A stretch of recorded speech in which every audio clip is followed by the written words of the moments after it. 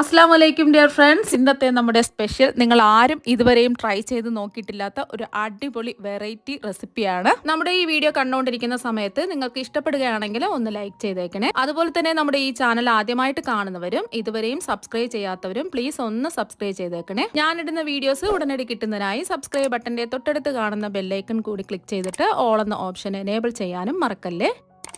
ഇന്നത്തെ റെസിപ്പി എന്ന് പറയുന്നത് വരിക്കച്ചക്കപ്പഴം വെച്ചിട്ടുള്ളതാണ്. ഇപ്പോൾ ധാരാളം വരിക്കച്ചക്കപ്പഴം കിട്ടുന്ന സമയമാണ്. അപ്പോൾ വെറൈറ്റി ആയിട്ട് ഇതുപോലെ ചെയ്ത് നോക്കുക. കുട്ടികൾക്കൊക്കെ എന്തായാലും ഇഷ്ടാവും. അപ്പോൾ അതിന് വേണ്ടിയിട്ട് ഞാൻ 20 ചക്കപ്പഴമാണ് എടുത്തിട്ടുള്ളത്. നല്ല മധുരമുള്ള വരിക്കച്ചക്കപ്പഴമാണ് എടുത്തിട്ടുള്ളത്. ഇനി ഈ ചക്കപ്പഴത്തിൻ്റെ ഉള്ളിലുള്ള ചക്കക്കുരു എടുത്ത് മാറ്റാം. അപ്പോൾ ചക്കപ്പഴത്തിന്റെ ഉള്ളിലുള്ള ചക്കക്കുരു ഒക്കെ എടുത്ത് മാറ്റിയിട്ടുണ്ട്. ഇനി ഇത് മിക്സിയുടെ ജാറിലേക്ക് മാറ്റാം. അപ്പോൾ ചക്കപ്പഴം മിക്സിയുടെ ജാറിലേക്ക് മാറ്റിയിട്ടുണ്ട്. ഇനി ഇത് അരച്ചെടുക്കുന്നതിന് ആവശ്യമായിട്ടുള്ള വെള്ളം ഒഴിച്ചു കൊടുക്കാം. ഞാനിപ്പോൾ ഇതിലേക്ക് 250 ml കപ്പിന് 1 കപ്പ് വെള്ളമാണ് ഒഴിച്ചു കൊടുക്കുന്നത്. ഒരുപാട് കൂടി പോവരുത്. ഫ്ലേവറിന് വേണ്ടിയിട്ട് വേണമെന്നുണ്ടെങ്കിൽ മാത്രം ഏലക്ക ചേർത്താൽ മതി. ഏലക്കാപ്പൊടിയാണെന്നുണ്ടെങ്കിൽ ലാസ്റ്റിൽ ചേർത്ത് കൊടുക്കാം. ഇതിലേക്ക് ഒരു 3 ഏലക്കയുടെ തൊണ്ട് മാറ്റിയിട്ട് അതിന്റെ തരി മാത്രം ചേർത്ത് കൊടുക്കാം. ഇനി ഏലക്കയുടെ തൊണ്ട് മാറ്റിയിട്ട് അതിന്റെ തരി ചേർത്ത് കൊടുക്കുകയാണ്. എന്നിട്ട് നല്ലതുപോലെ ഇതൊന്ന് അരച്ചെടുക്കാം. അപ്പം ഒട്ടും കട്ടകളൊന്നുമില്ല, നല്ല സ്മൂത്തായിട്ട് ഇത് അരച്ചെടുത്തിട്ടുണ്ട്. ചെറിയ ചെറിയ കറുത്ത പൊടികൾ ഏലക്കയുടെ തരികളാണ്, ഒന്നും കുഴപ്പമില്ല. അരച്ചെടുക്കുന്ന സമയത്ത് നല്ലോണം സ്മൂത്തായിട്ട് അരിഞ്ഞ് കിട്ടിയില്ല എന്നുണ്ടെങ്കിൽ ഒരു അരിപ്പേ കൂടി അരിച്ചെടുക്കുക. ഇതിപ്പോൾ അരിക്കേണ്ട ആവശ്യമൊന്നുമില്ല, നല്ലതുപോലെ ഇത് അരഞ്ഞ് കിട്ടിയിട്ടുണ്ട്. ഇനി നമ്മൾ അരച്ചെടുത്ത ചക്കപ്പഴം ഒരു കടായിലേക്ക് ഒഴിക്കാം. ഇപ്പം ഞാൻ ഫ്ലെയിം ഓണാക്കി കൊടുത്തിട്ടുണ്ട്. ഇതുപോലൊരു വിസ്ക് വെച്ച് ഇതുപോലെ ഇളക്കി കൊടുക്കുക. നല്ലതുപോലെ ഒന്ന് തിളച്ച് വരണം. ഞാനിപ്പോൾ ഇരുമ്പിൻ്റെ ഒരു കടായി ആയതുകൊണ്ടാണ് വിസ്ക് വെച്ച് ഇളക്കി കൊടുക്കുന്നത്. നിങ്ങൾ എടുക്കുമ്പോൾ അടികട്ടിയുള്ള സ്റ്റീലിൻ്റെ കടായി എടുക്കുക. ഇതുപോലെ ഹാൻഡ് വിസ്ക് വെച്ച് ഇളക്കുകയാണെന്നുണ്ടെങ്കിൽ നല്ല സ്മൂത്തായിട്ട് ഇളക്കിയെടുക്കാൻ പറ്റും. അതെന്നുണ്ടെങ്കിൽ തടിത്തവി വെച്ച് ഇളക്കി കൊടുത്താലും മതി. ഒരു 2 മിനിറ്റ് ആകുമ്പോൾ ഒന്ന് തിളച്ച് വരും. മീഡിയം ഫ്ലെയിം വെച്ച് കൊടുക്കുക. 2 മിനിറ്റ് ആയപ്പോൾ ഇതുപോലെ ഒന്ന് തിളച്ച് വന്നിട്ടുണ്ട്. ഈ ഒരു സമയം ഇതിലേക്ക് പഞ്ചസാര ചേർത്ത് കൊടുക്കാം. ഞാനിപ്പോൾ ഇതിലേക്ക് 250 ml കപ്പിന് 1 കപ്പ് പഞ്ചസാരയാണ് ചേർത്ത് കൊടുക്കുന്നത്. നിങ്ങൾക്ക് ഇത്രയും മധുരം വേണ്ട, അധികം മധുരം ഇഷ്ടമില്ലാത്തവർക്ക് 1/4 കപ്പ് പഞ്ചസാര ചേർത്ത് കൊടുത്താലും മതി. മീഡിയം ഫ്ലെയിം വെച്ച് കൊടുക്കുക. എന്നിട്ട് ഒന്ന് ഇളക്കി കൊടുക്കുക. ഇളക്കി കൊടുക്കുന്ന സമയത്ത് നമ്മളിതിൽ പഞ്ചസാര ചേർത്തതുകൊണ്ട് കുറച്ചൊന്ന് ലൂസായി വരും. പിന്നെ നിങ്ങൾക്കിത് ശർക്കരയിലും ചെയ്തിട്ടെടുക്കാം. കുറച്ചും കൂടെ ടേസ്റ്റ് കിട്ടുന്നത് പഞ്ചസാരയിൽ ചെയ്തിട്ടെടുക്കുമ്പോഴാണ്. ശർക്കരയിലാവുമ്പോൾ ഈ ഒരു കളർ കിട്ടില്ല, ആ ശർക്കരയുടെ ഒരു കളറായിരിക്കും കിട്ടുന്നത്. അപ്പോൾ നിങ്ങൾക്ക് ഇഷ്ടമുള്ള രീതിയിൽ ചെയ്തിട്ടെടുക്കുക. ആകുമ്പോൾ അടിപൊളി ടേസ്റ്റാണ്. ഇപ്പോൾ ചക്കപ്പഴം ഉള്ള സമയത്ത് ഇതുപോലെ വെറൈറ്റി ആയിട്ടൊക്കെ കുട്ടികൾക്ക് തയ്യാറാക്കി കൊടുക്കുക. ഒരുപാട് ബേക്കറി ഫുഡൊക്കെ വാങ്ങിച്ചു കൊടുക്കാതെ കൈവിടാതെ ഇളക്കി കൊടുത്തുകൊണ്ടേ ഇരിക്കുക. ഒരുപാട് സമയമൊന്നും ആവശ്യമില്ല. ഇതുപോലെ ഒരു ഹാൻഡ് വിസ്ക് ആകുമ്പോൾ പെട്ടെന്ന് നമുക്ക് എളുപ്പത്തിൽ നമുക്ക് ഇളക്കി കൊടുക്കാൻ പറ്റും. പഞ്ചസാര ചേർത്തപ്പോൾ കണ്ടല്ലേ കുറച്ചൊന്ന് ലൂസായി വന്നിട്ടുണ്ട്. ഒരു 2 മിനിറ്റും കൂടി ഒന്ന് ഇളക്കി കൊടുക്കാം. ഇനി ഒരു ബൗൾ എടുക്കുക. ഒരു സമയം നമുക്ക് ഫ്ലെയിം കുറച്ച് വെച്ചിട്ട് വേണം ചെയ്യാനായിട്ട്. ഇളക്കി കൊടുത്തോണ്ടിരിക്കുക ഇടയ്ക്ക്. അപ്പോൾ ഒരു ബൗൾ എടുത്തിട്ടുണ്ട്. ഇതിലേക്ക് 1/2 കപ്പ് കോൺഫ്ലോർ ആണ് ഇട്ട് കൊടുക്കുന്നത്. ആവശ്യത്തിനുള്ള വെള്ളം ഒഴിച്ചെടുത്ത് കട്ടകളില്ലാതെ കലക്കിയെടുക്കാം. ഞാനിപ്പോൾ ആദ്യം ഒരു 1/4 കപ്പ് വെള്ളം ഒഴിച്ചെടുത്തു. വീണ്ടും ഒരു 1/4 കപ്പ് വെള്ളവും കൂടി ഒഴിച്ചിട്ട് ഒന്ന് കലക്കിയെടുക്കാം. ഒരുമിച്ച് വെള്ളം ഒഴിക്കാതെ ഒരു 1/4 കപ്പ് വെള്ളം ആദ്യം ഒഴിക്കുക. വീണ്ടും ഒരു കലക്കിയെടുത്തതിന് ശേഷം വീണ്ടും ഒരു 1/4 കപ്പ് വെള്ളവും കൂടി ഒഴിച്ചിട്ട് കട്ടകളില്ലാതെ കലക്കിയെടുക്കാം. അപ്പോൾ കോൺഫ്ലവറിൻ്റെ മിക്സ് ഇവിടെ റെഡി ആയിട്ടുണ്ട്. നമ്മളിത് ഒഴിച്ചു കൊടുക്കുന്ന സമയത്ത് ഒന്നുകൂടി ഇതുപോലെ കലക്കിയിട്ട് വേണം ഒഴിച്ചു കൊടുക്കാൻ. കോൺഫ്ലവറിൻ്റെ മിക്സ് കലക്കിയെടുക്കുന്ന സമയത്ത് ഫ്ലെയിം കുറച്ച് വെച്ചിട്ടുണ്ടായിരുന്നു.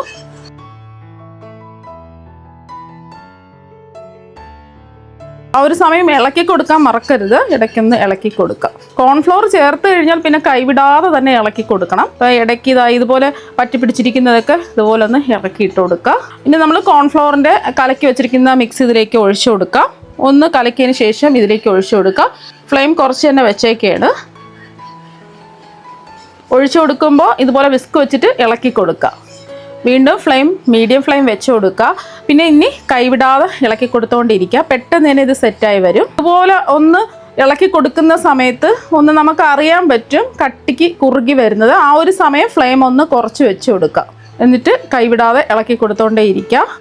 ഇതുപോലെ ചെറിയ ചെറിയ കട്ടകൾ പോലെ കിടക്കും. അതെല്ലാം നല്ലതുപോലെ ഒന്ന് തിളച്ച് കുറുകി വരുന്ന സമയത്ത് റെഡിയായി കിട്ടും. നല്ലോണം ഒന്ന് സ്മൂത്തായി കിട്ടാൻ വേണ്ടിയിട്ട്, നല്ലൊരു പ്രത്യേക ടേസ്റ്റ് കിട്ടുന്നതിന് വേണ്ടിയിട്ടും കുറച്ച് നെയ്യ് ചേർത്ത് കൊടുക്കാം.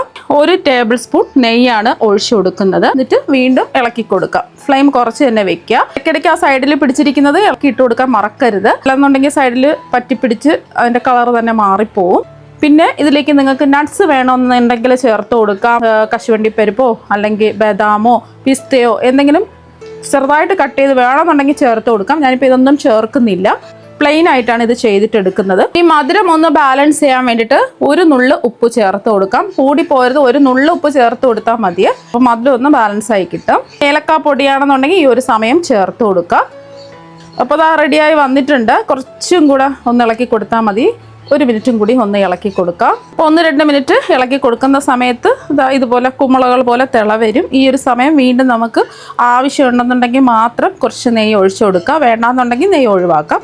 നെയ്യ് കൂടി ചേർക്കുമ്പോൾ നല്ലൊരു ഗ്ലേസിങ് കിട്ടും. പിന്നെ നല്ല സ്മൂത്തായിട്ട് നമുക്ക് ഇളക്കി കൊടുക്കാനും പറ്റും. വീണ്ടും ഞാനിപ്പോൾ ഇതിലേക്ക് 1 ടേബിൾ സ്പൂൺ നെയ്യും കൂടി ഒഴിച്ചു കൊടുക്കുകയാണ്. ഇത് കട്ടിയുള്ള നെയ്യല്ല, കുറച്ച് ലൂസായിട്ടുള്ള നെയ്യാണ്. അപ്പോൾ കട്ടിയുള്ള നെയ്യാണ് നിങ്ങൾ എടുക്കുന്നതെങ്കിൽ 1 ടീസ്പൂൺ ആദ്യം ഒഴിച്ചു കൊടുക്കുക. പിന്നെ ലാസ്റ്റിൽ 1 ടീസ്പൂൺ നെയ്യ് ഒഴിച്ചു കൊടുത്താൽ മതി. വീണ്ടും ഇളക്കി കൊടുത്തുകൊണ്ടേയിരിക്കുക. 1-2 മിനിറ്റും കൂടെ ഇളക്കി കൊടുക്കുന്ന സമയത്ത് റെഡിയായി കിട്ടും. ഇപ്പോൾ കണ്ടില്ലേ, നെയ്യ് ഒഴിച്ചതിന് ശേഷം നല്ല സ്മൂത്തായിട്ട് ഇളക്കി കൊടുക്കാൻ പറ്റുന്നുണ്ട്. കടായിൽ നിന്ന് വിട്ട് വരുന്നുണ്ട്. ഇതാണ് ഇതിൻ്റെ പരുവെന്ന് പറയുന്നത്. ഇനി നമുക്ക് ഒരുപാട് സമയത്ത് ഇളക്കി കൊടുക്കേണ്ട ആവശ്യമില്ല. ഈ ഒരു പരുവം കടായിൽ നിന്ന് ഇതുപോലെ വിട്ട് വരുന്ന സമയത്ത് നമുക്ക് ഏത് പാത്രത്തിലാണോ സെറ്റ് ചെയ്യാൻ പോകുന്നത് ആ പാത്രത്തിലേക്ക് ഒഴിച്ചു കൊടുക്കാം. ഇപ്പം ഞാൻ സെറ്റ് ചെയ്യാൻ പോകുന്നത് ഇതുപോലത്തെ ഒരു ഗ്ലാസിൻ്റെ ഒരു ട്രേ ആണ് എടുത്തിട്ടുള്ളത്. നിങ്ങൾക്ക് ഇഷ്ടമുള്ള ഏതെങ്കിലും ഒരു പാത്രം എടുത്താലും മതി. ചോറൊഴിക്കുന്ന സ്റ്റീൽ പാത്രം എടുത്താലും മതി. ഇതുപോലത്തെ സ്ക്വയർ ആയിട്ടുള്ള ട്രേ വേണമെന്ന് നിർബന്ധമൊന്നുമില്ല. എല്ലാ വശത്തും കുറച്ച് നെയ്യൊന്ന് ബ്രഷ് ചെയ്ത് കൊടുക്കുക.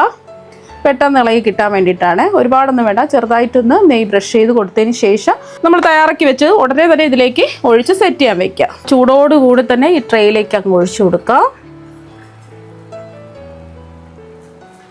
സ്പൂണിൻ്റെ മറുവശത്ത് കുറച്ച് നെയ്യ് ഒന്ന് തടവിയതിന് ശേഷം ഒന്ന് ലെവൽ ചെയ്തെടുക്കുക. ആ ചൂടോടുകൂടി തന്നെ ലെവൽ ചെയ്യുക, അല്ലെങ്കിൽ കോൺഫ്ലോർ ആയതുകൊണ്ട് പെട്ടെന്ന് തന്നെ സെറ്റായി കിട്ടും.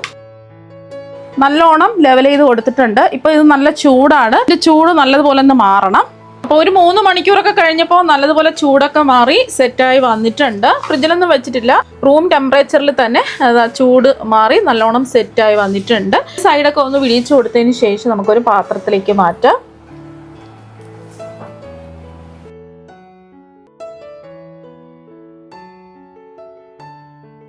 എല്ലാം ഒന്ന് തുറന്ന് നോക്കാം. ആ ഒരു ചക്കയിൽ നല്ലൊരു മണം വരുന്നുണ്ട് ചിട്ടപ്പോൾ തന്നെ. ഇനി ഇത് നമുക്ക് ഇഷ്ടമുള്ള ഷേപ്പിൽ കട്ട് ചെയ്തെടുക്കാം.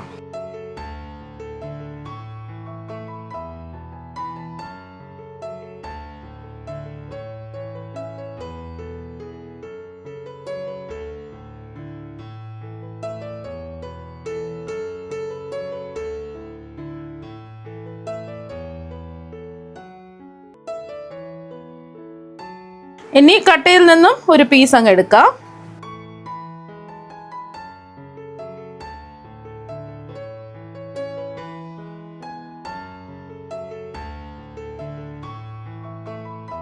അപ്പോൾ ഇതാ കട്ട് ചെയ്ത പീസ് അങ്ങ് എടുത്തിട്ടുണ്ട്. നല്ല അടിപൊളിയായിട്ട് ഇതാ കിട്ടിയിട്ടുണ്ട്. നല്ല ജെല്ല് പോലെ സോഫ്റ്റ് ആയിട്ടാണ് ഇരിക്കുന്നത്. ഇപ്പം ഞാൻ കുറച്ച് ഡെസിക്കേറ്റഡ് കോക്കനട്ട് ഇതാ എടുത്തിട്ടുണ്ട്. നമ്മൾ കട്ട് ചെയ്തെടുത്ത ഓരോന്നും ഇതിലിട്ട് ഒന്ന് കോട്ട് ചെയ്തെടുക്കാം. കാണാൻ ഒരു ഭംഗിക്ക് വേണ്ടിയിട്ടാണ്, വേണമെന്ന് നിർബന്ധമൊന്നുമില്ല. ബാക്കിയെല്ലാം ഇതുപോലെ തന്നെ കോട്ട് ചെയ്തെടുക്കാം. അപ്പം ഞാൻ എന്താ എല്ലാം ഡെസിക്കേറ്റഡ് കോക്കനട്ടിലിട്ട് കോട്ട് ചെയ്ത് എടുത്തിട്ടുണ്ട്. കാണാൻ ഒരു ഭംഗിക്ക് മാത്രമാണ് ഇങ്ങനെ ചെയ്യുന്നത്. എന്നിട്ട് അതിൻ്റെ പുറത്ത് കുറച്ച് കട്ട് ചെയ്ത് വെച്ചിട്ടുണ്ട്. ഇത് വേണമെന്ന് നിർബന്ധമൊന്നുമില്ല, അല്ലെങ്കിലും നല്ല അടിപൊളി ടേസ്റ്റാണ് കഴിക്കാൻ വേണ്ടിയിട്ട്. കണ്ടില്ലേ, നല്ല പഞ്ഞി പോലെ സോഫ്റ്റ് ആയിട്ടാണ് ഇരിക്കുന്നത്. അപ്പോൾ വരിക്കച്ചക്കപ്പഴം വെച്ചിട്ട് ഒരു പ്രാവശ്യം ഇതുപോലൊന്ന് ട്രൈ ചെയ്ത് നോക്കുക. തീർച്ചയായും നിങ്ങൾക്ക് എല്ലാവർക്കും ഒരുപാട് ഇഷ്ടമാകും. നമുക്ക് മറ്റൊരു വെറൈറ്റി വീഡിയോ ആയിട്ട് വീണ്ടും കാണാം. താങ്ക്